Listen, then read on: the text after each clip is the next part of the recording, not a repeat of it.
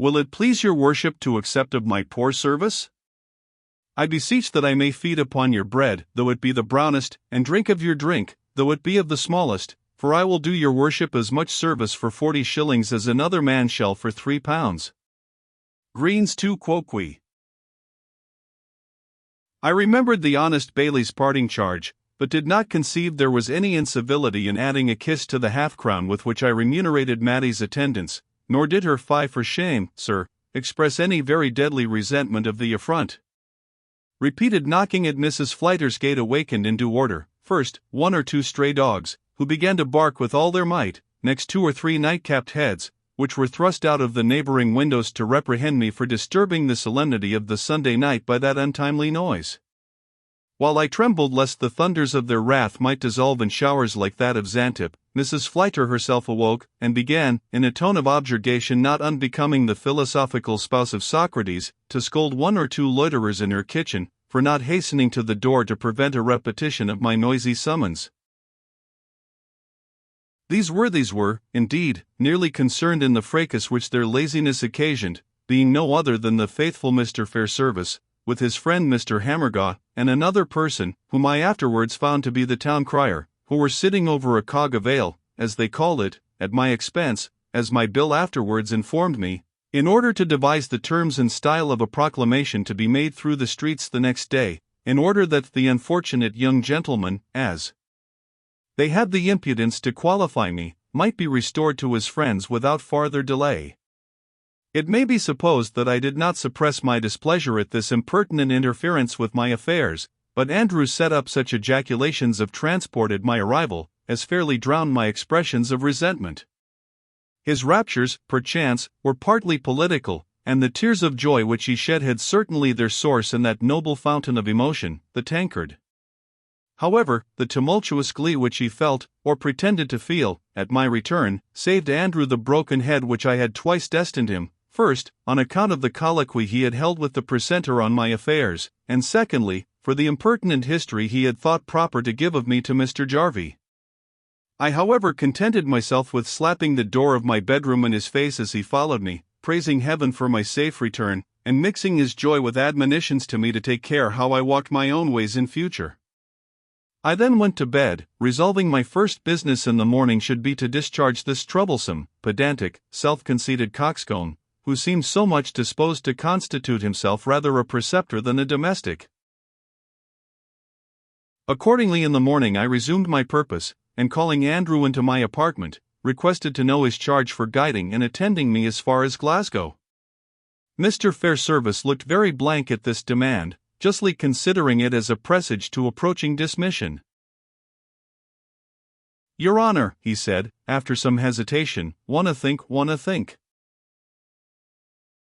"Speak out, you rascal, or I'll break your head," said I, as Andrew, between the double risk of losing all by asking too much, or a part, by stating his demand lower than what I might be willing to pay, stood gasping in the agony of doubt and calculation.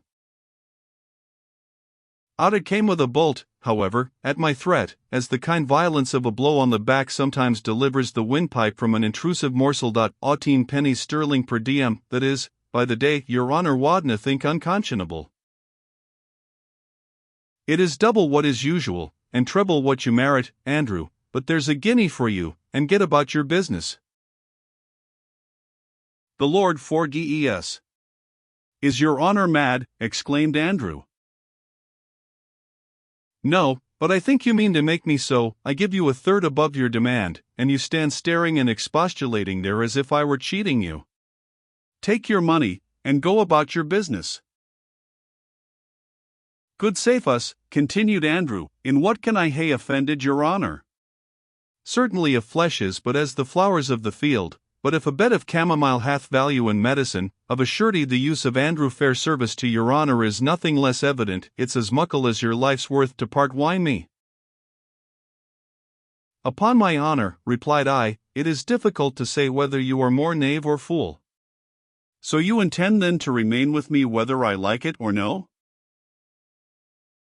Troth, I was e'en thinking sae, replied Andrew, dogmatically, for if your Honour disna ken when ye hae a good servant, I ken when I hae a good master, and the deal be in my feet gin I leave ye, and there's the brief and the lang out besides I hae received nae regular warning to quit my place. Your place, sir, said I, why, you are no hired servant of mine, you are merely a guide, whose knowledge of the country I availed myself of on my road.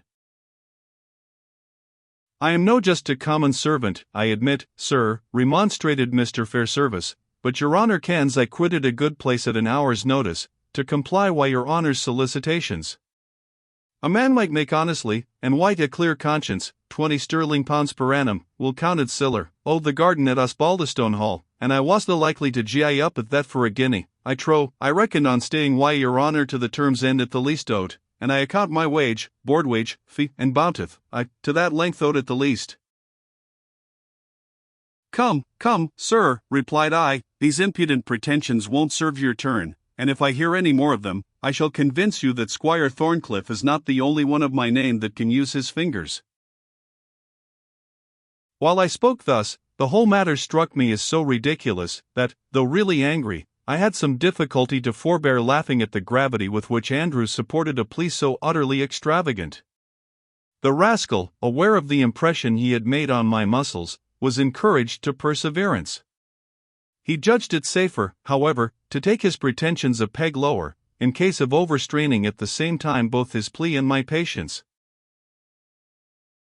Admitting that my honour could part with a faithful servant that had served me and mine by day and night for 20 years in a strange place, and at a moment's warning, he was weel assured, he said, it wasna in my heart, nor in no true gentleman's, to pit a puir lad like himself, that had come 40 or 50, or say 100 miles out o' his road purely to bear my honour company, and that had nae handing but his penny fee, to sic a hardship as this comes to.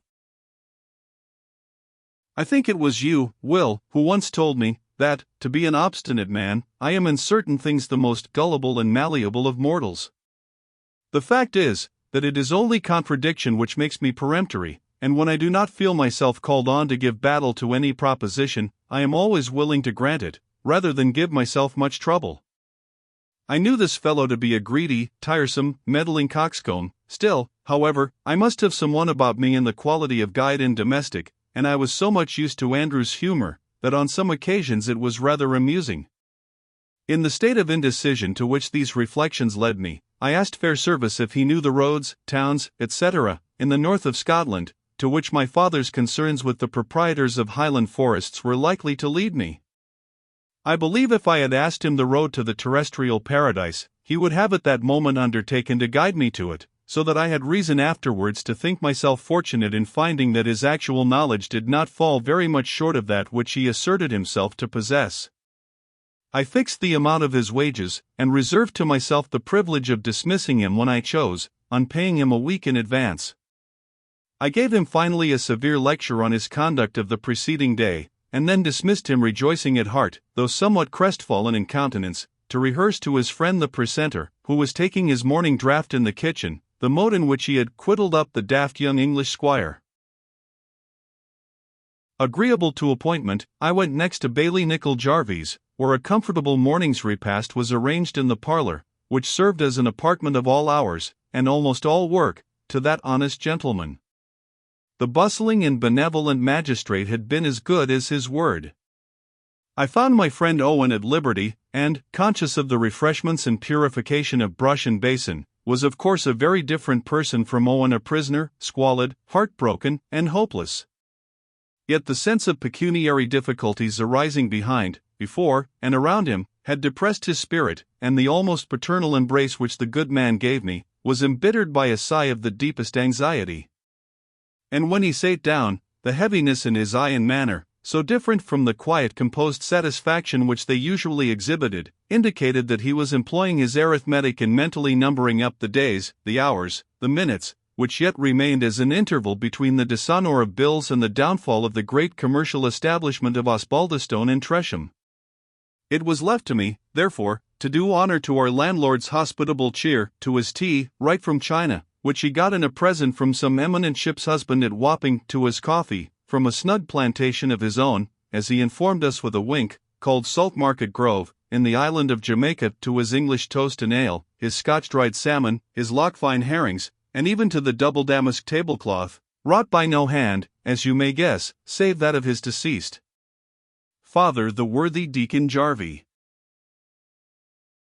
Having conciliated our good-humored host by those little attentions which are great to most men, I endeavored in my turn to gain from him some information which might be useful for my guidance, as well as for the satisfaction of my curiosity. We had not hitherto made the least allusion to the transactions of the preceding night, a circumstance which made my question sound somewhat abrupt, when, without any previous introduction of the subject, I took advantage of a pause when the history of the tablecloth ended, and that of the napkins was about to commence, to inquire, "Pray, by the by, Mr. Jarvie, who may this Mr. Robert Campbell be, whom we met with last night?" The interrogatory seemed to strike the honest magistrate, to use the vulgar phrase, all of a heap, and instead of answering, he returned the question, "Ways Mr. Robert Campbell, ahem." "Ahi! Ways Mr. Robert Campbell, quo he?" "Yes," said I mean who and what is he?" "Why, he's ahem. Where did ye meet with Mr. Robert Campbell, as ye see him?" "I met him by chance," I replied, "some months ago in the north of England." "Oh then, Mr. Osbaldistone," said the Bailie, doggedly, "ye'll ken as muckle about him as I do." "I should suppose not, Mr. Jarvie," I replied, "you are his relation, it seems, and his friend." "There is some cousin red between us, doubtless," said the Bailie reluctantly, "but we hae seen little o' ilk other since Rob tipped the cattle line o' dealing, poor fallow. He was hardly guided by them might hae used him better, and they haena made their plack a bobby out neither. There's mony in this day would rather they had never chased poor Robin frae the cross o' Glasgow, there's mony in wad rather see him again at the tail o' 300 kilos, than at the head o' 30 war cattle." "All this explains nothing to me, Mr. Jarvie, of Mr. Campbell's rank, habits of life, and means of subsistence," I replied. "Rank," said Mr. Jarvie, "he's a Hieland gentleman, nae doubt better rank need nae to be, and for habit, I judge he wears the Hieland habit amang the hills, though he has breeks on when he comes to Glasgow, and as for his subsistence, what needs we care about his subsistence, sae lang as he asks naething frae us, ye ken? But I hae nae time for clavering about him e'en now, because we maun look into your father's concerns wy all speed." So saying, he put on his spectacles, and sate down to examine Mr. Owen's states, which the other thought it most prudent to communicate to him without reserve. I knew enough of business to be aware that nothing could be more acute and sagacious than the views which Mr. Jarvie entertained of the matters submitted to his examination, and, to do him justice, it was marked by much fairness, and even liberality. He scratched his ear indeed repeatedly on observing the balance which stood at the debit of Osbaldistone and Tresham in account with himself personally. "It may be a dead loss," he observed, "and, conscience, whatever ane o' your Lombard Street goldsmiths may say to it, it's a snell ane in the Sot Market o' Glasgow. It will be a heavy deficit, a staff out o' my bicker, I trow." The Salt Market. This ancient street, situate in the heart of Glasgow, has of late been almost entirely renovated. But what then? I trust the house wonna coo the crane for it that's coming gain yet, and if it does, I'll never bear sae base a mind as they corbas in the Gallowgate, and I am to lose by ye. I as ne'er deny I hae won by ye mony a fair pun sterling sa, and it come to the worst, I as lay the head o' the sod o' the tail o' the grace. Asterisk on lice, the head of the sow to the tail of the pig.